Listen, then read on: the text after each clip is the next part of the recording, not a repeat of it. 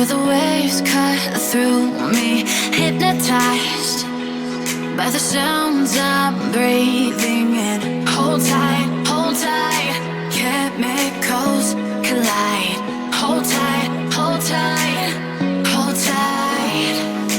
Dripping lights paint the skies, all because of you.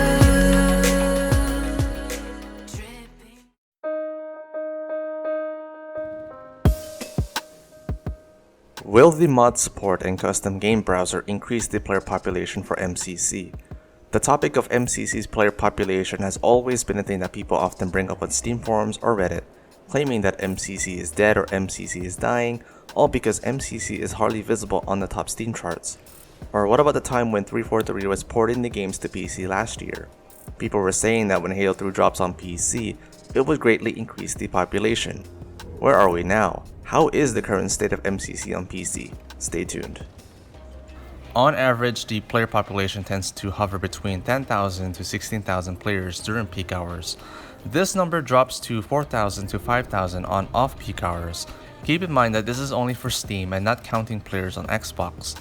And importantly, it is not the exact representation of people playing multiplayer. At best, these are the rough estimates.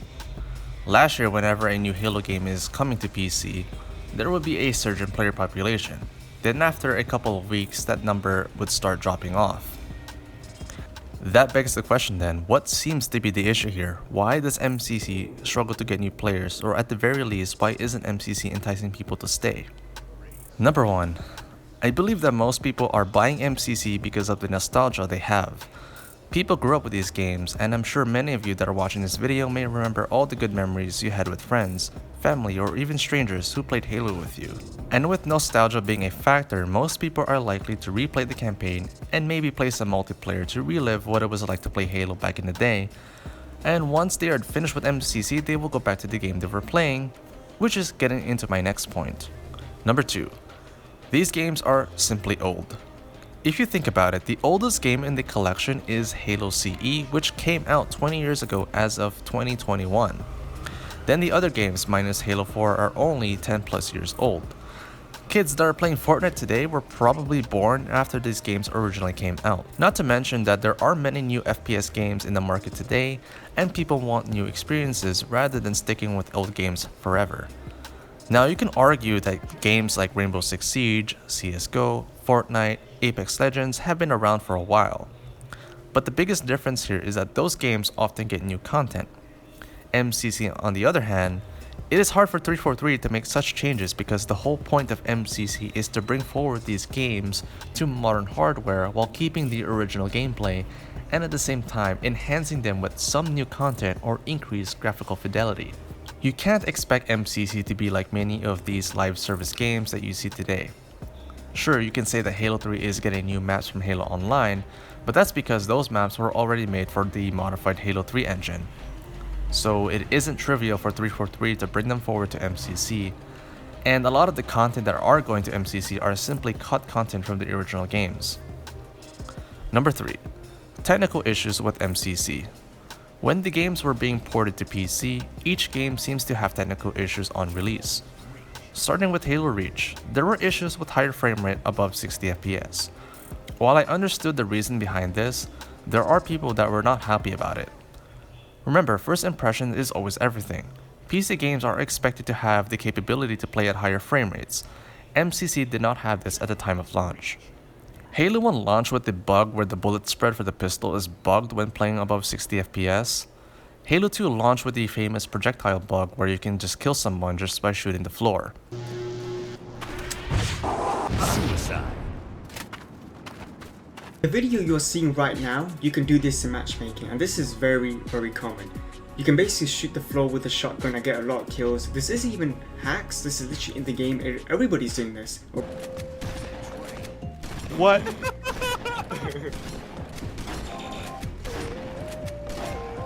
I killed the flag carrier. I killed the flag carrier. While 343 tried their best to correct this bug as fast as possible, especially during a time when the pandemic was well underway, however, the damage had already been done. Halo 3, the game that many people wanted for years on PC, myself included. I'm sure 343 knew that this game would be a make or break for MCC because this is the game that is beloved by many fans. The last thing 343 would want is something game-breaking that would destroy the reputation of the best game in the series. For the most part, they did a fantastic job porting the games over to PC. The only notable issue at the time of launch is the inconsistent hit registration. However, this didn't make an impact on the player population. Halo 3 ODST didn't have any breaking bugs, but it did bring the hit registration fix for Halo 3 and the introduction of ODST weapons in the sandbox. And last but not least, Halo 4. I think the only issue with Halo 4 is that there were a lot of people complaining about crashes. Other than that, Halo 4 did launch in a good state. Sadly, however, Halo 4 isn't a popular game amongst fans, so I didn't expect people to stay for long. Number 4.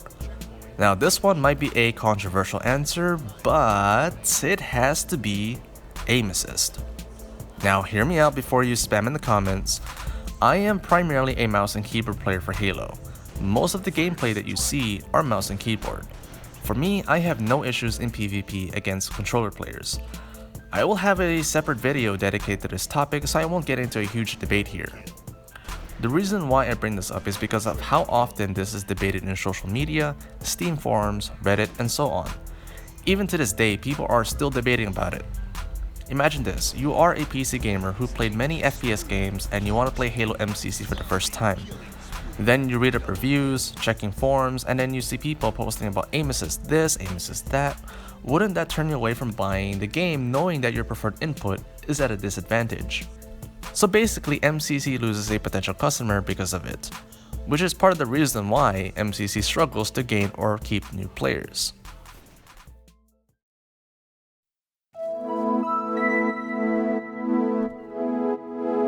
Online gaming has been around for a long time, and it took a lot of learnings along the way to bring where we are today with the simplicity of matchmaking. Where and when did matchmaking become a standard in gaming? Well, to simplify the history here, games in the late 1990s and early 2000s, primarily on PC. The means of playing multiplayer online would be a server list that people could join and play whichever server they want to play on, or simply type an IP address. However, it is not until 2004 when Halo 2 launched on the OG Xbox. Along with it came with Xbox Live support. While Xbox Live did launch in 2002, it was not until Halo 2 that really gave Xbox Live a name in the industry. And importantly, a lot of the features that were built in Halo 2 were then brought over to Xbox Live itself, and those features are still in use today, including the matchmaking system. Over time, more games started to shift away from a server browser to a simple system of pressing a button to find a game. Today, this is how most games function. But what are the implications for matchmaking? If it's simple to use, then it means it will be useful in the long term, right?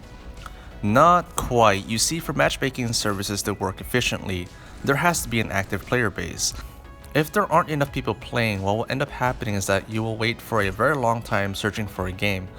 Whereas a server browser, there is no waiting time required to play a game. Just hop into a server and play. Now of course, there will be times where the server is empty, so what do? All you need to do is join the server and wait for people to join. That's it. Usually if people see that there is at least one person, they are likely to join it as well. So that's now 2 players in the server. Then the third person that checks the server list will likely join it as well because there are now 2 people playing. That becomes a total of 3 players. This will continue to grow. It's a slow effect, but it often works a lot. At least you aren't sitting in the main menu looking for a match. With matchmaking services, however, comes at a cost of losing control of how you want to play multiplayer. Game developers are in control of your experience of how they want you to play. In most cases, you don't have a choice. Whatever the developers handpick for map rotation and game rules is what you get. Compared to a server browser, you are not bounded by the choices of the game developer. People can set up their own map rotations and game rules. You have choices on what server to play on.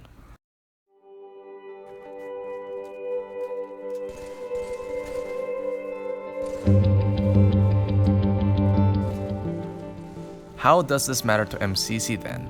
At some point, the development for MCC will stop. There's no denying that fact, since they have an obligation to focus their resources for future projects like Halo Infinite. This is where the idea of bringing official mod support and custom games browser to MCC will benefit in the long term. However, for this to work, the mod tools needs to have everything that modders want. If we look at Halo Custom Edition and its modding tools, people were able to create new things for it. Even to this day, Halo Custom Edition is still getting content like Cursed Halo or SPV3, all using the available Halo editing kit for Custom Edition. Same for Halo 2 Project Cartographer, a modification of the base game Halo 2 Vista. From what I know, Halo 2 Vista did come with a Halo editing kit that would allow people to create their own maps or mods for Halo 2, though Halo 2's engine leaves a lot to be desired. As long as there are mod tools that exist, people will use them to make new content to their heart's content. This is how old games stay fresh long after developers are no longer supporting it. Mods increase the longevity of a game as long as there is community around it. To answer the long-awaited question, will MCC see an increase in player population with mod support and custom games browser drops? Yes, but at the same time it may not. Yes, because the community will bring new content to the game, possibly new maps and modded game modes that people will play. This is what I mentioned previously. People want new experiences than playing something they already played before. Definitely, this will be the time that people will go back to MCC for. If the Cursed Halo mod managed to get more than 1 million views on YouTube, what more when this can be ported over to MCC where it is accessible to most people? And what if installing mods would be so simple as clicking a button on the Steam Workshop?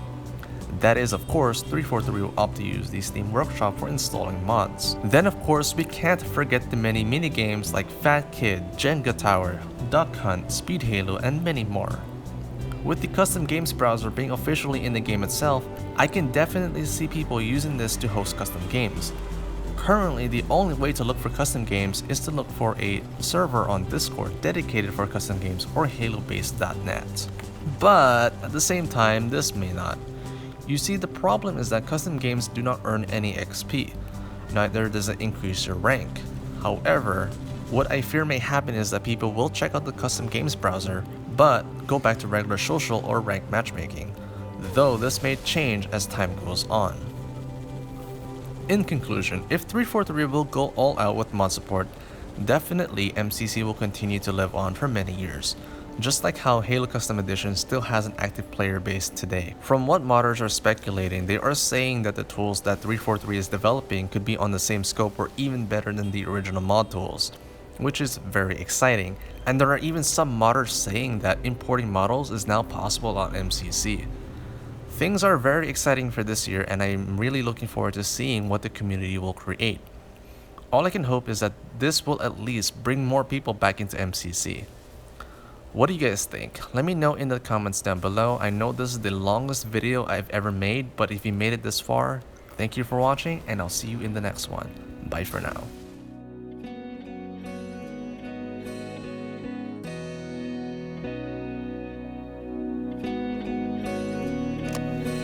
Cause I don't want nobody change me now. Cause I like to be myself. If you're not agree, you can walk away. You can walk away, you can walk away. Something in my mind. Leaves me then, I ain't nobody perfect.